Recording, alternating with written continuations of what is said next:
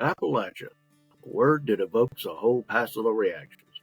Everything from the beauty of a mountaintop to trailer parks, drugs, and about everything in between. The Appalachian Mountains are indeed the oldest mountains in the world. They once towered 30,000 feet into the air. They stretch from eastern Canada through 14 states all the way to Louisiana. The folks who live in these mountains have faced an unending number of tragic and just plain odd happenings that cry out for the telling. Hello, I'm Larry Bentley. I was born and raised in these very mountains. A family who themselves born and raised and lived for generations in the Appalachian Mountains. Come with me and we'll take a look at some of the unending stories that come from within my beloved mountains. And we'll look through the eyes of an Appalachian at some outside the area as well.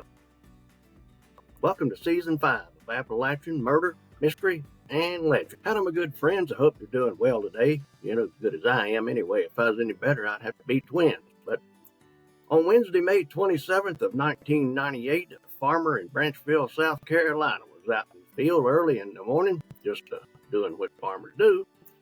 Could have been blamed near anything. It was a little bit early, I guess, to be cutting hay, but could have been doing some planting for all we know.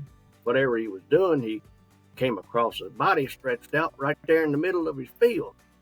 So, of course, he has to shut down operations, go find a phone, call the police, because, we got to remember cell phones were pretty rare back then still yet. And the fuzz rolls up on the scene, and sure enough, see a body of a woman who was clothed only in her bra and appeared to have been shot twice in the back of the head, among other things that we'll get into directly. But with the investigation started, where it went, and the story that most folks would think was straight out of one of them Hollywood movies. So, come on in and take your shoes off, set a spell, and let me tell you about it right now. Now, I reckon the best place to start untangling this den of vipers is back in early 1998, when 31-year-old Sammy Lewis Stokes was finishing a prison sentence that he was serving for whatever he'd already been involved in. As we'll soon find out, didn't learn squat. So Sammy had a cellmate by the name of Roy Tooth, who was early on in his stretch for whatever he'd done and was going to be there for a spell. So Roy stepped up on Sammy a few days before he got out about a problem he was having and his plan to fix it. His plan that he was working on was to murder his girlfriend, Connie Snipes. Connie was 21 years old and was living with Roy's mother, Patty Seifert. Now, along with 2 children that her and Roy had together. Now, Connie stuck by Roy through his arrest, trial, and was still standing by him while he was in prison. Roy's mother, Patty, was a 42-year-old grandma at the time, but didn't let don't let something like that fool you. Patty was the one who was bitching about Connie and told Roy that she wanted Connie dead because she didn't feel like, so Connie was treating her kids right. And that was probably because the South Carolina Department of Social Services had already snatched up and took custody of one of the little fellers and was working on an investigation on what exactly the problem was. Patty figured that Connie, with her out of the picture and all, she would get custody of both of her grandbabies, and she wouldn't have to worry about Connie or DSS anymore.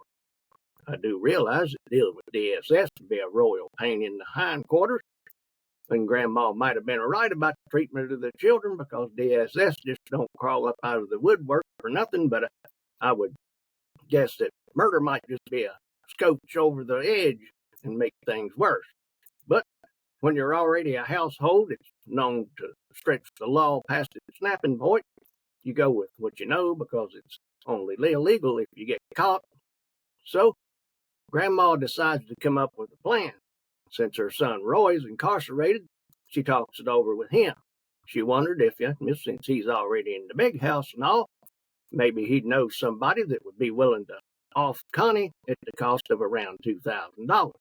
Like I said earlier about Sammy Stokes, who ain't even out of prison yet. The biscuit head hadn't even learned a thing and jumps directly right out of the frying pan right into the fire by agreeing to be the hitman as soon as he gets out. So, in early May, when the moron gets out, Patty contacts him and they start putting together a plan of how to go about getting Connie out of the picture and out of Grandma's way. What was supposed to happen was that soft-headed Sammy was to lure Connie into a secluded location by asking Connie to help murder another of their associates named Doug Ferguson. That's when Sammy would turn on Connie like Ric Flair did Sting at Halloween Havoc in 1995 and proceed to off Connie once they were out in the middle of nowhere, USA. Grandma Patty would have his $2,000 waiting on him back at the house, probably along with a nice home-cooked supper when he was done and got back home.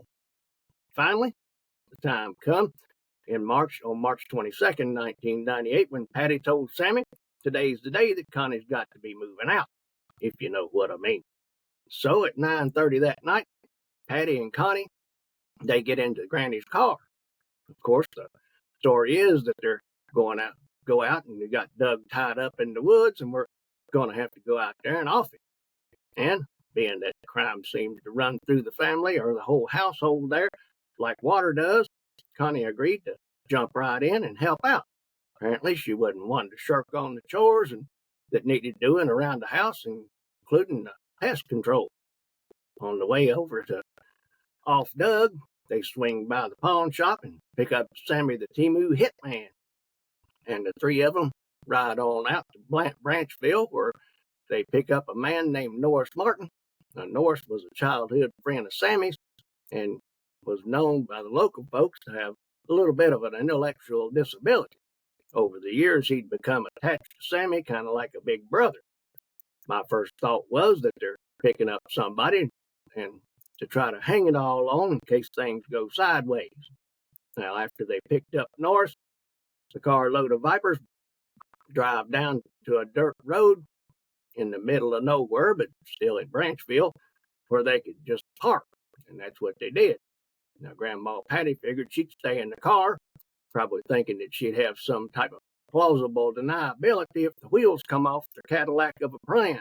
So, heck, she'd ordered her fancy hitman, and there wasn't no reason for her to get her hands dirty anyway. Now, the other three just walked out into the woods where Connie expected to find Doug all tied up and ready for the killing. All they had to do was to punch a few holes in him with a firearm or two, and they'd be home in time to have a few drinks and call it a day. Now, when she didn't see anybody, she asked where Doug was. And that's when Sammy pulled a gun that he probably just got at the pawn shop, looked at her and said, "Baby, I'm sorry, but it's you that Granny wants dead." And I can't imagine what went through her head just before the bullets did, but for me, it would be run, because it's a whole lot harder to hit a moving target than one standing still. But Connie didn't. I reckon because Sammy had the gun on her before she even knew it was what it was there for, and it was just too late and too close to miss. Now, meanwhile, Grandma's still sitting back, chilling in the car, probably listening to Friday night mixes on the radio and thinking everything's cool beans. But when you hire a hitman that couldn't pour piss out of a sandal, if the directions are stamped in the heel, you get what you pay for. Sammy decided to improvise a little bit and have some fun with the whole thing. The fun for him in this case being get just as depraved as a human being can get, rather than just do it and get out of there. First thing he did was force Connie to do the horizontal mambo with Norris. Then he held the gun on her while he made the beast of two backs for his own benefit. When he was done, he stabbed her in the chest, cutting through both of her breasts. Then Sammy and Norris each took one shot at Connie and hit her in the head. Now, you'd think that would be it, but no, the genius still hadn't left enough evidence at the scene for the police to pick up on yet. Apparently, he has to be positive that they'll come knocking on his door in 5 minutes after Connie was found instead of maybe 2 or 3 weeks, because contrary to his hitman logic, they are going to find her. So they drug her around for God only knows why, to where soft-headed Sammy took his knife, scalped her, and threw her scalp off into the woods. Then, just like we always see with these wackadoodles who couldn't do enough, now the piece of dog squeeze cut her female parts out too. Finally, they're done. head back to the car where Grandma takes them back home. So on Thursday morning, when the poor farmer finds Connie and calls the police, they roll up and do what they always do, start an investigation. They started by looking over the scene to find any evidence that might lead them to the depraved nutball or balls that did all the things that was done to the poor woman. And they're taking crime scene photos when they notice something near the woman's body. Now they found a shovel, a hat, and of all things, a wallet that contains state-issued ID card. The name and address and social security number on the ID card belonged to a man by the name of Norris Martin. Naturally, police are going to want to have a little sit down with the man whose ID was found near the body of a murdered and mutilated woman. Heck, folks, there could be a completely innocent explanation for how it got there. It might even be that they're, been there a long time before somebody decided to murder a woman and drag her over there and throw her beside the wallet. But fortunately for us, we know better than that bunch of hog squeeze, don't we? But police glide on over to Mr. Martin's place, where they politely ask him to come downtown and have a talk with them. As we said, he's intellectually challenged, so he bebops it right on out to the police cruiser and hops in like he'd already forgot what they were there for. Now, they dash downtown like the hawk of death, throw him in a room, and hit him with the third degree. And within about an hour or so, Norris done told them that they needed to go talk to Patty Seifert and Sammy Stokes. They could clear it all up for him. After Norris got done spitting the gospel according to Norris, the Orangeburg County Sheriff's Department figured that their best move would be to go ahead and get warrants for Grandma Patty and Softhead Sammy, along with all the necessary search paperwork, because they had reasonable suspicion that the turd flickers were at least involved in the murder in question somehow. Now, that way, investigators could bring them in and have them do what Norris said. They'd, clear it all up for them. So once they got all the paperwork in order, they went on over for a drop by at Granny Seifert's house, where they show her all the warrant and paperwork and let her know that she and Sammy, who just happens to be there, will be coming with them for questioning about a few things that they need to clear up, and pertaining to the mother of the children, who just happened to be running around the house looking for their mother at the very minute. Now, since they were there and had the warrant, they took a look around. That's when they find a young man with no shirt on, who just happened to be restrained by and have his entire head completely wrapped in duct tape. And yes, folks, as a result of that, he was definitely dead. Talk about being caught up with your pants down and your pickle in the cookie jar. There you go. A real good example.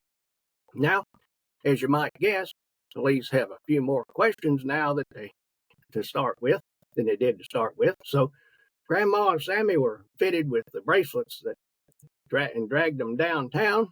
Once they got them in for questioning, soft-headed Sammy, the Temu Hitman, folded up like a lawn chair and under questioning, and he ended up writing a detailed confession, which included the account of his participation in not only Connie's, but the poor man they'd found murdered in the house, too. I reckon he figured on getting ahead of this thing by, that they'd let him go maybe if he got ahead of it and gave him a story, and maybe found out that Granny made him do it. So it turned out that the man who was wrapped up in duct tape was indeed Doug Ferguson. Doug would stay at Grandma Patty's house on occasion because they knew each other. Now, there had been a series of church break-ins and robberies going on, and it was thought that Granny and Connie, along with Doug, were all a part of it. In fact, Doug had just got out of jail for the break-ins and was staying there with Grandma Patty when she decided it was going to be curtains for Connie. So Granny first asked Doug about being the hit man and taking Connie out for the ride before she ever called her son in prison to see if he could find somebody that would do it. Now, she lowballed Doug when she only offered him $1,000 for his services. Of course, he said no, he was a burglar and didn't have the talent or the stomach to do something like that. So after Connie's murder, Grandma started looking at Doug like he was a rat, because she figured that, he just knew too much and he might just start yapping. So Granny talked soft-headed Sammy, talked him into going and getting one of his friends named Faith Lapp to help kidnap Doug right off the street. All three of them just ride up, snatch him up at gunpoint, and take him on back to Grandma's house. They hadn't bit more than done giving him the duct tape treatment when police knocked on the door. So police had 4 suspects all arrested up and chunked in jail. They were Sammy, Patty, Faith, and then poor Norris, too, who still didn't even know why he was there, probably. But there was a 5th person that ended up getting arrested for some kind of involvement in this mess. His name was Morgan Carl Seifert, who was 54, and he was Patty's husband. He was pounced on and arrested for accessory after the fact for trying to hide the Chrysler that the 3 suspects used during the murder. Now, and he would go on to receive 2 years for his participation in the whole thing. Norris Martin, well, he took a plea deal in exchange for his testimony, and he received a life sentence for the murder of Connie. Granny Patty, being the mastermind, was found guilty of conspiracy and murder, and she received a life sentence without parole. Faith, the one who helped in the murder of Doug Ferguson, was convicted of conspiracy, and she received 5 years for that. And she was convicted of accessory after the fact and received 9 more. So soft-headed Sammy Stokes didn't do too good. He got convicted and sentenced to death. He spent 20 years on death row before the appeals court threw out his death sentence. The state appealed to the U.S. Supreme Court to have it reinstated because if there's a human being walking on earth that deserves it, he's it. Now, the Supreme Court denied it, and Softhead Sammy now sits with a life sentence to serve. So much for getting out in front of it and confessing, I reckon. But I hope you got something out of our story today. If you did, please rate and review the podcast, or if you're watching on YouTube or Rumble, or maybe even Spotify, throw us a like, and don't forget to subscribe or follow wherever you watch or listen. Come on over to Appalachian Murder, Mystery, and Legend podcast group on Facebook, where we talk Appalachian or about anything else you want to talk about. And I'll be back real soon with another Appalachian Murder, Mystery, or Legend, and I will see you then.